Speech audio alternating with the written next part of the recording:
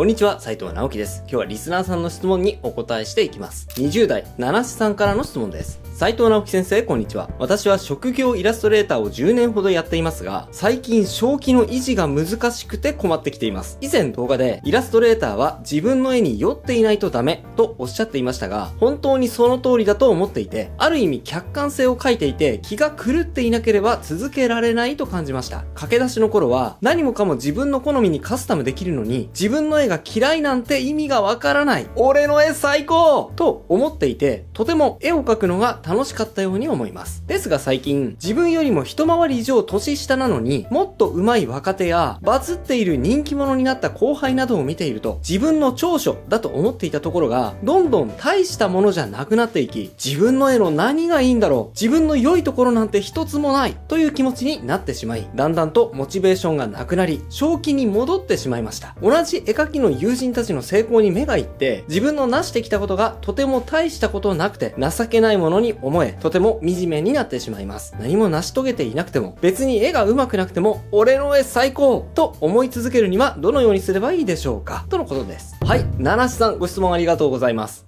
プロ絵師は酔っている自分、冷静な自分、両面あった方がいい。ある時点までは、俺の絵最高って自分の絵に酔うことができたんだけど、ある時点になって後ろを振り返ってみたら、後輩や若者が自分よりもはるかに人気者になっていて、あれ俺って大したことなかったのかなって、急に冷静になってしまった。はい。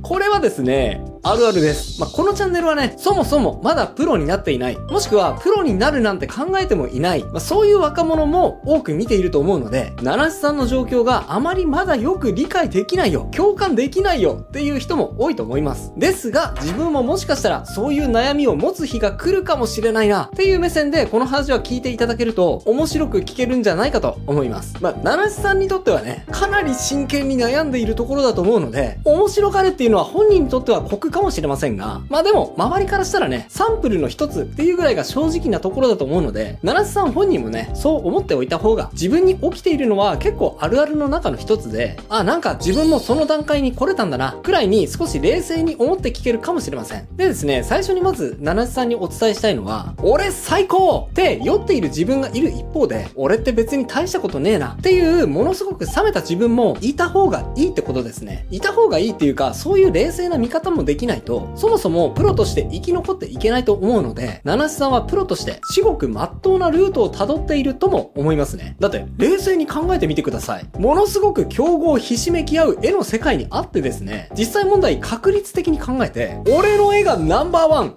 なわけないじゃないですか。10年間プロとして続けているので、優秀な方にはね、入っていると思いますが、普通に考えてそれ以上の実力の奴らもゴロゴロいるって考えた方が自然だと思います。七志さんはですね、こういう言い方をしたらあれなんですが、そもそも大したことなかった自分に気づいただけという状態だと思います。プロとして長くやっている人はですね、じゃあそこからさらにどうしていくのか模索した人だと僕は思っています。はい。ですね、これはもしかしたら、絵は才能の世界ってね、思っている絵描き以外の人にとっては意外なことかもしれないので、もう少しわかりやすい例え話をしますね。絵描きってですね、生まれながらにして自分専用のドリルを持たされて生まれてくるんですよ。土をね、ガガガガーって掘り進めるあのドリルですね。で、そのドリルを手にしてみんな思うわけです。こんな立派なドリル、誰も持ってねえだろうな。俺が一番深く掘り進められるぜ。よし、地球の中心部までこのドリルで掘り進めてやるぜって。で、どんどん掘り進めていって、最初はね、もうすごく気分がいいわけですよ。周りからも称賛の声をたくさん浴びます。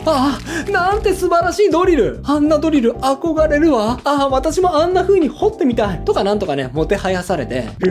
そうだろ。俺のドリルはすごいだろ。とかってね、調子に乗るわけですよ。でもね、ある日突然、めちゃくちゃ硬い岩盤にぶち当たるわけです。あれ？これ以上掘り進めねえぞ。あれ？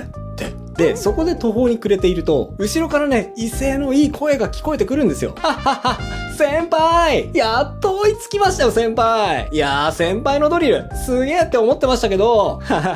大したことねえっすね。ここでリタイアっすか？まだ自分まだまだいけるんで、ここからは俺に任せて休んでいてくださいよ。それじゃ、失礼します。チース。その若者はね、生まれながらにして、自分よりももっともっと立派なドリルを持っていて、そのドリルでね、自分が全然歯が立たなかった硬い岩盤を、ドドドドドーって、さらに深く掘り進んでいく。それを見ていてね、こう思うわけです。ああ、俺のドリルなんて、ほんと大したことなかったんだな、って。で、七瀬さんはね、今その状態だと思うんです。ああ、俺は大したことなかった。って落胆している状態だと思うんですが、この話にはね、この先があります。今ね、ドドドドドって掘り進んでいる若者をずっと見ていると、その若者もね、その後しばらくして、もうね、掘り進めなくなっているんですよ。あれおかしいなーとかってね、そこで足踏みしているわけです。で、さらに冷静になって、その周りも見渡してみるとですね、同じような奴らがゴロゴロいる。みんなね、少し程度の差はあれど、同じような深さで、うわ、もうこれ以上掘り進めねえや、って立ち止まっているのが目につきます。はい。みんな立ち止まってるんですね。で、そんな中でよーく目を凝らして見てみるとですね、もうどう考えてもそんな深さには到達できねえやろ。どうやったんそれっていうぐらい深く深く掘り進んでいる、もう、なんかこう、モグラみたいなやつがいるんですよ。うわ、なんだあれ人間なのかなで、そのモグラみたいなおっさんに心惹かれてですね、なんとかかんとか声をかけてみます。おーい、おじさん、なんか、ものすごいところまで掘り進めているんですけど、おじさんのドリル、めちゃくちゃすごいっすね。一体どんなドリルなんですか？ちょっと、見せてもらえないですかね？そう聞いてみます。するとね、おじさんものすごい深さから上がってきてくれて、話を聞いてくれます。どうした？ドリルがなんだって？いや、これ、俺が生まれた時に持っていた自慢のドリルなんですけど、いや、自信はあったんですけどね、ここまでしか掘れなかったんですよ。おじさんものすごい深さまで掘り進めてたんで、いや、さぞ立派なドリルをお持ちなんじゃないかと思って、自分は大したことなかったって諦めるために、おじさんの立派なドリル、ちょっと見せてもらえませんか？そう聞いてみます。するとね、おじさん苦笑いしてこう答えるんですよ。ドリル？そんなもん、俺もとっくにぶち壊れてるよ。いやでもよ、もっともっと深くまで掘り進めたいって思ったから、そこからはほら、この素手とか、あとはツルハシとかスコップとか、使えるもんなら何でも使ってもっともっと掘り進んでいるのさ。地味な作業だけどよ。ってね、その手を見せてくれます。おじさんの手はね、血が出ては固まって、もうよくわからないような形状をしているすごいありさまです。どう見ても痛々しい手なのに、おじさんはね、優しそうに微笑んでこう言いました。程度の差はあれどよ、生まれついてすぐに持っていたドリルなんかで掘り進められる深さなんてたかが知れてるよ。そのドリルがよ、ぶっ壊れてもう掘り進めねえってなってから、じゃあそこからどう掘り進めるのかって考えるのが面白いんじゃねえか。お前さんはそこでやっとスタートラインさ。頑張りな。そこまで言っておじさんは自分の穴に帰っていきました。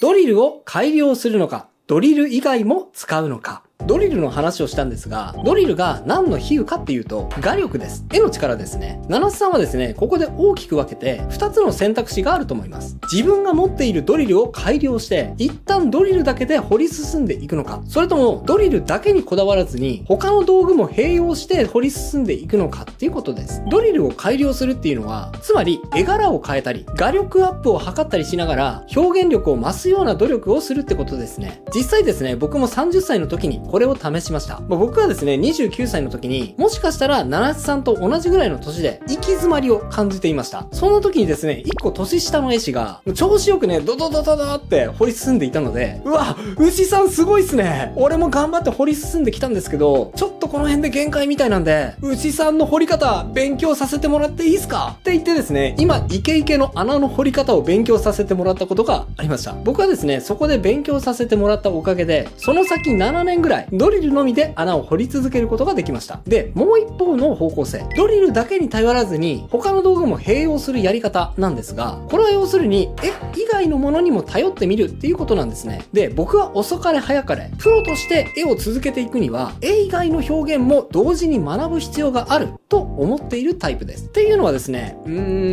描きとしてすごくカッコつけた言い方をするなら、俺は絵の力を信じている。俺は他の何にも頼らずに、絵の力だけでのし上がってやるぜっていう言い方になると思います。実際ね、そういう人は多いですし、かっこいい生き方だと思います。ただね、実際問題、構造上の問題として、視覚情報から人間が得られる影響って限られていると思うんですよ。もうちょっとね、冷静になって人間を見つめてみると、聴覚や嗅覚、あとは触覚とかね、その他様々な情報に影響されているっていうのが実際のところで、視覚情報はその中の感覚の一つにしか過ぎないわけです。とりわけね、人間が影響されやすいのは聴覚ですね。例えば言葉、誰が何を言った、有名な言葉にこんな名言がある。言葉はね、時代を超えて、ものすごく長い間紡がれていますし、あとは音楽とかもそうですよね。音楽を聴くと、自然に気持ちが高揚したり、人によっては体が勝手に動いて踊り出してしまうような、ものすごい影響力があります。絵の力だけにこだわり抜いてね、それしか使わねえ。俺は俺のドリルだけを信じて、これ一本で行くぜってね、頑固に行くのも生き方の一つだとは思いますが、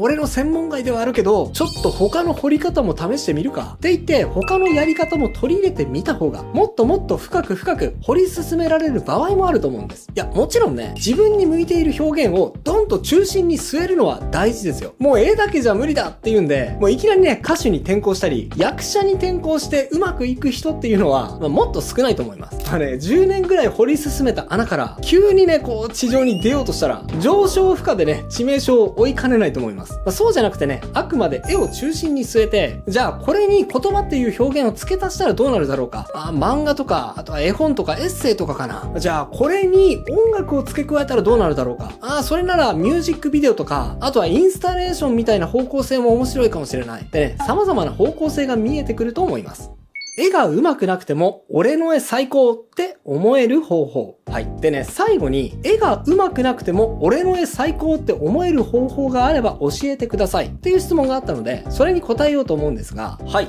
あると思います。というのは、今言ったように、絵というものを穴を掘るための一つの手段と捉えることができれば、絵だけの能力が突出していなくても、他の能力すべてを使って、とにかく深い穴を掘ることさえできれば、そこに使った絵一つを取り上げてもですね、この絵があったからこんなに深い穴が掘れたんだ。俺の絵最高って思えると思うんですよね。それにですね、これはちょっと七瀬さんの悩みからは脇道にそれるかもしれませんが、よくある質問でね、自分にはオリジナリティがありません。個性ってどうやったら出るんですかっていう質問があります。おそらく自分の絵には個性がないから、本心から俺の絵最高って思えないっていう悩みだと思うんですが、僕はね、個性って七瀬さんのような状況に陥って初めて出るようなものだと思うんですよ。個性ってですね、要するに特殊性じゃないですか。周りと比べて、なんでそんな状態になってるのっていう異常さだと思うんですが、生まれついてのドリルで掘り進めている限り、ちょっとした違いはあるかもしれませんよ。でもね、そこまでの差ってないと思うんですよ。だってね、多少の大きさの違いとか形状の違いはあれど、あくまでドリルで掘り進めているだけじゃないですか。でも本当の個性って、そのドリルだけじゃ無理ってなってから滲み出てきます。自分の生まれついてのドリルだけではもう掘り進めないって、コツンってね、硬い岩盤に突き当たった時に、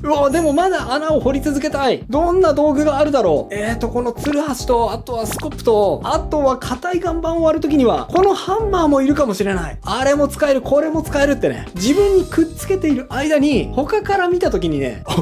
お前なんだよその姿。めちゃくちゃ個性的じゃねえか。って驚かれるわけです。自分にとってはね、ものすごく合理的にもっと深く掘るためにはって考えてくっつけてきた能力が他から見たらね、あまりにも異様なので、その姿が個性的に映るっていうことなんですね。僕の戦友にもですね、もうかれこれ数十年深い深い穴を掘り続けているつくしあきひと先生っていう穴掘り師がいますが、もうよくわからないぐらい真相の闇を掘りすぎてですね、超個性的すぎて慣れ果てって感じですよね。ご本人も。はい、つくし先生、尊敬しています。さあ、七瀬さんはこの話を聞いてどう感じたでしょうか。この話を通じてね、七瀬さんに僕が伝えたかったことは、かいつまんで言えば、そこがスタートラインだよっていうことです。ですね、そこがスタートラインってですね、世間一般的によく言われる言葉、ありふれた言葉だと思います。ただね、それを実際に実感できている人って、本当にね、少ないと思います。七瀬さんの体感としては、もう全身全霊の力を使って、全力を使って掘り進んできて、疲弊し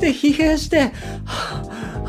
もうこれ以上無理ですってなっている中、スーってね、横を若者に、先輩、お疲れ様ですチースって通り過ぎて行かれて、もう無理。で、もう身も心もボロボロになっている中、もうどうしたらいいんすか斉藤先生って泣きついたら、その斉藤先生がね、フォッフォッフォッフォ、そこがスタートラインじゃってね、さらに無茶なこと言ってきて、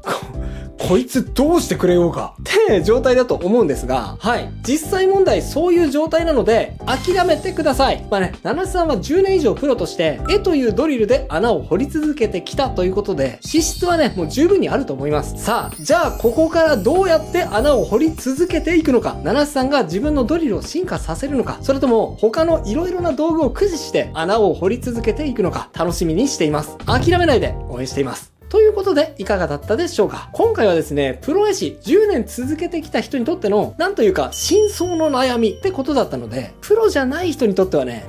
そんな悩みあんのかって、かなりディープな悩みに聞こえたかもしれません。いや、そうじゃなくてもっと手前の、プロになりたいんだけどどうすればいいんだっていうことが知りたいんだよっていう人も多いと思います。そんな方にはこちらの動画、将来の不安、とにかく、〇〇〇を作れば解決します。をご覧ください。きっと参考になると思いますよ。それではまた次回の動画でお会いしましょ